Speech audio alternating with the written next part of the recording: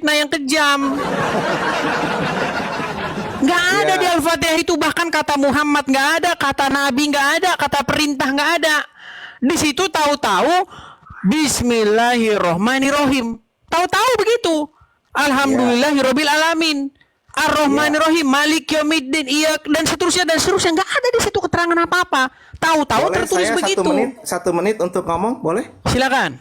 Oke, terima kasih Tuhanku.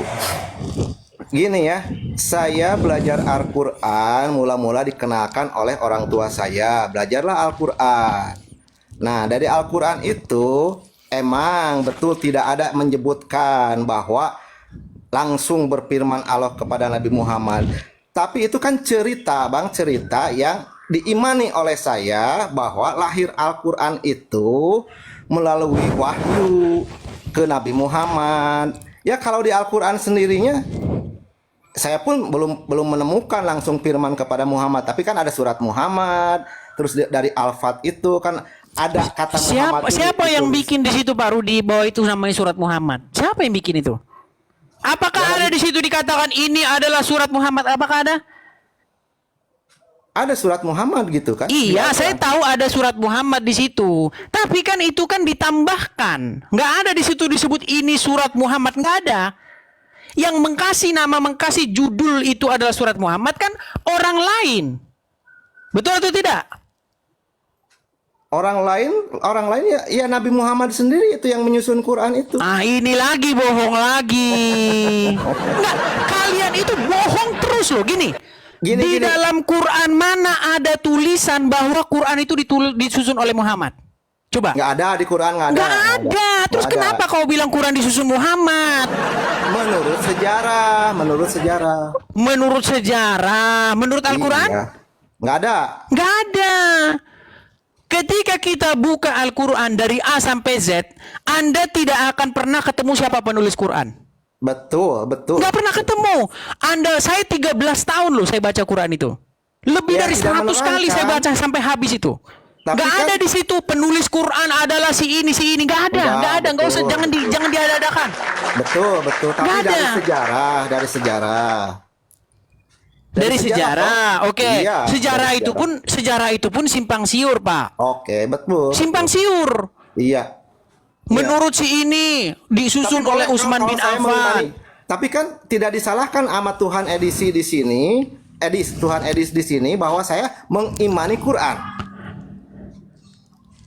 Baik, tapi yang jadi masalah begini, kenapa Pak Rudi gini, Pak Rudi dan kawan-kawan menambah-nambahi atau merubah-rubah isi Al-Quran itu dengan mengatakan contoh, tadi saya tanya, Al-Fatihah itu perkataan siapa? Pak Reza bilang itu perkataan Muhammad.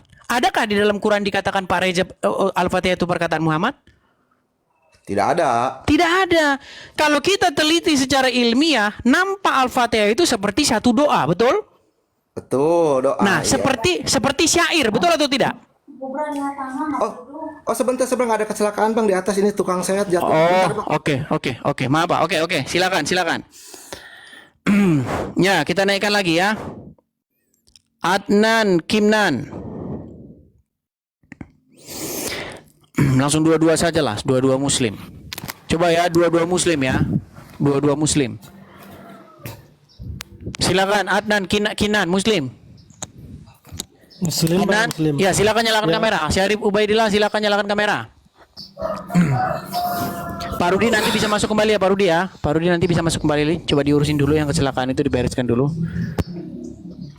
Ya, silakan Pak Syarif Ubaidillah, silakan nyalakan kamera. Syarif Ubaidillah. Ya, Bang.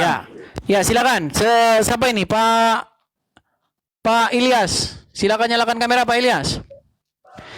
Ya, betul ya. Tadi sambung yang tadi ya, bahwa Al-Fatihah itu sesungguhnya di situ tidak ada tertulis kata Muhammad, tidak ada tertulis di situ kata Nabi, tidak ada di situ kata perintah, tidak ada di situ. Di situ hanya sebuah yang kalau kita teliti secara ilmiah nampak seperti sebuah doa, betul? Jadi begini Bang Edis, silakan. Bisa bicara bentar. Silakan. Saya bicara ya.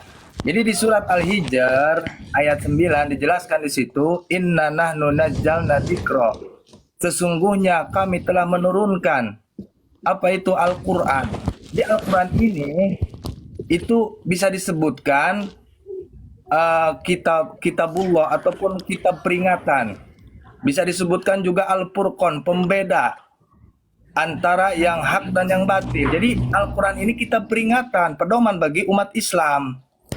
Bukan, yang saya tanya begini Pak Syarif. Di dalam surat Al-Fatihah itu, adakah di situ dikatakan bahwa itu adalah perkataan Muhammad? Jadi begini, di situ Sebentar, kan Ustaz Syarif, dengarkan, jangan begini, gini. Adakah di dalam Al-Fatihah itu dikatakan bahwa itu perkataan Muhammad? jadi kan itu perkataan Allah. Jadi Allah berkata, tunjukkanlah kami ke jalan yang lurus. Jadi perkataan Allah dibawa oleh malaikat Jibril. Di mana di situ? Aduh, sebentar. Di mana di situ ada perkataan Allah di bawah malaikat Jibril? Aduh, ditambah-tambahin terus ini. Aduh, di mana di situ? Bahkan nggak ada di situ Jibril. Bismillahirrahmanirrahim. Alhamdulillahirabbil alamin. Arrahmanirrahim. Maliki yaumiddin. Iyyaka na'budu wa iyyaka dan seterusnya. Nggak ada di situ Jibril loh. Mana di situ Jibril? Gini. Jadi jawaban tentang Al-Quran ini ada di surat Al-Hijr ayat 9 ini bahwa Enggak, di dalam Al-Fatihah itu, Bang. Mana di situ Jibril, Bang? Ustaz Syarif, mana di situ Jibrilnya mana? jadi kan Jibril ini tugasnya menyampaikan wahyu. Enggak, di dalam Al-Fatihah itu di mana di situ ada Jibril? Ya emang nggak ada. Enggak ada. Terus kenapa difitnah bahwa itu ada Jibril di situ? Enggak. Jadi kan gini, konsep pengwahyuan Al-Quran ini istilahnya kan melalui Jibril. Di mana? Di mana ayatnya? Di mana ayatnya? Yaitu inna nahnu nazzalna dzikra. Sesungguhnya Bang, di situ pun juga nggak ada Jibril juga. Inna nahnu, sesungguhnya kami di situ siapa? kami di sini maksudnya antara Allah dan Jibril. Jadi Di mana di situ kami? Kapan kami? Dengar, coba buka Al-Quran dari Al-Fatihah sampai Anas bahwa kami adalah Allah dan Jibril. Mana? Jadi Allah yang memberi pesan. Waduh, Anda ini yang mengada-ngada saja, Ustadz. Ya. Di dalam Al-Quran tidak pernah ada ayat yang mengatakan bahwa kami adalah Jibril, Allah dan Muhammad. Gak ada. Tapi gini, kalau menurut hadis-hadis bisa saja nanti Pak Ustadz Syarif mengatakan bahwa kami itu adalah Umar dan Muhammad. Gak ada Umar Muhammad. Oke, sekarang saya tanya.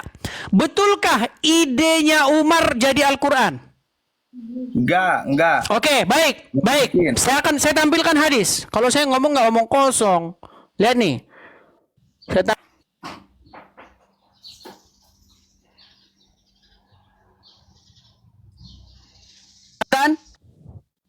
Kelihatan? Sebentar, saya balik dulu kamera saya. Biar kelihatan, biar nggak ketutup. Nih. Saya balik dulu ya. Nih. Di sini dikatakan dari Umar dia berkata. Ustaz Syarif perhatikan. Dari Umar dia berkata. Umar bin Khattab pernah berkata, sesungguhnya pendapatku pernah disetujui oleh Allah dalam 3 hal, yaitu tentang makom Ibrahim, tentang peristiwa hijab, dan tentang tawanan perang Badar. Hadis riwayat Muslim nomor 4412. Nah, saya mau jelaskan ini. Jadi, Asbabul Nuzul surat Al-Baqarah ayat 125-26 tentang dijadikannya makom Ibrahim sebagai tempat sholat. Pada waktu itu Umar berkata kepada Muhammad, wahai Rasulullah, bagaimana kalau kita jadikan makom Ibrahim ini sebagai tempat sholat? Lalu turunlah ayat, maka jadikanlah makom Ibrahim itu sebagai tempat sholat. Makanya dibilang Umar, pendapatku disetujui oleh Allah. Pertanyaan saya sama Ustaz Syarif, tolong berpikir ilmiah. Saya nggak mau debat teologi, saya nggak mau debat dogma. Debat pakai akal teologis, pakai akal, bukan debat teologis. Berarti pendapat Umar disetujui nggak oleh Allah? Ya itu kan sesuai kejadian pada waktu itu, Bang Edis. Ya, disetujui nggak pendapat Umar? Disetujui. Berarti jadi ayat Quran nggak pendapatnya Umar? Ya karena sesuai keadaan pada waktu itu. Iya, berarti ayat Quran disetujui